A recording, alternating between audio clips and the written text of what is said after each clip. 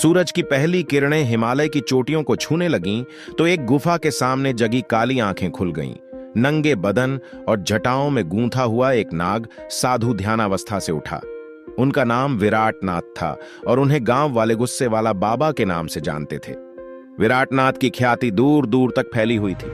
कुछ उन्हें संत मानते थे तो कुछ उनके क्रोध से खौफ खाते थे। उस दिन गांव का मुखिया दशरथ विराटनाथ के पास पहुंचा। दशरथ के हाथ कांप रहे थे और चेहरे पर गहरी चिंता थी। बाबा, आप ही गांव के रक्षक हैं।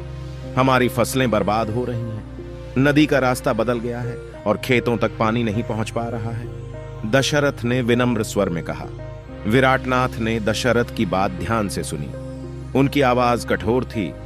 तुम लोगों ने प्रकृति का इतना अनादर किया, यही तो इसका नतीजा है। दशरथ गिड़गिड़ाते हुए बोला, बाबा माफी दीजिए, हम सुधर जाएंगे, पर अब आप ही रास्ता निकालिए।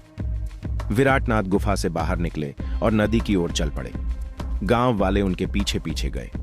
नदी के किनारे पहुंचकर विराटनाथ क्रोध से गरजे, हे नदी माता, तुम गांव वालों की गलती माफ करो, उन्हें एक और मौका दो। विराटनाथ की आवाज घाटी में गूंज उठी। यह उनकी प्रार्थना नहीं थी, बल्कि एक आदेश की तरह था। लेकिन नदी का प्रवाह और तेज होता जा रहा था। गांव वाले भी बाबा की ओर टकटकी लगाए देखे हुए थे। जब कुछ देर बाद नागा साधु ने देखा कि नदी का प्रभाव बढ़ गया है, तो नागा साधु नदी के बीचों बीच खड़े हो गए और हाथ में जल लेकर अपनी गरजती आवाज में बोले, या तो तुम्हें आज मेरी जान लेनी होगी और या गांव वालों की जान बचानी होगी। और यह कहते हुए आंखें बंद की और साधना में लीन हो गए। गांव के लोगों ने जब यह देखा तो उन्हें लगा कि आज नागा साधु बह जाएंगे। औरतों और बच्चों में हाहाकार मच गया।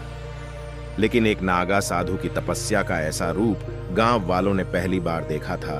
कुछ ही मिनट में नदी का पानी कम होने लगा और बारिश बंद हो गई। गांव वालों ने यह होते हुए पहली बार देखा था। जैसे ही पानी कम हुआ, गांव वाले ढोल नगाड़े और पूजा आरती की थाली लेकर नागा साधु की पूजा करने लगे। जैसे ही नागा साधु का ध्यान टूटा, वह गांव वालों की तरफ घूमे और गंभीर स्वर में बोले, तुम लोगों को यह दूसरा मौका मिला है। अगर दोबारा प्रकृति का अनादर किया तो मेरा गुस्सा तुम्हें बर्बाद कर देगा। यह कहते हुए विराटनाथ अपनी गुफा की ओर चल दिए। गांव वालों को एहसास हुआ कि गुस्से वाले बाबा के क्रोध के पीछे भी प्रकृति और गांव के लिए प्रेम ही छिपा था। उन्होंने ईश्वर और विराटनाथ का धन्यवाद किया और भविष्य में प्रकृति के साथ सम्मान से रहने का संकल्प लिया। कमेंट में जरूर लिखें, हर हर महादेव।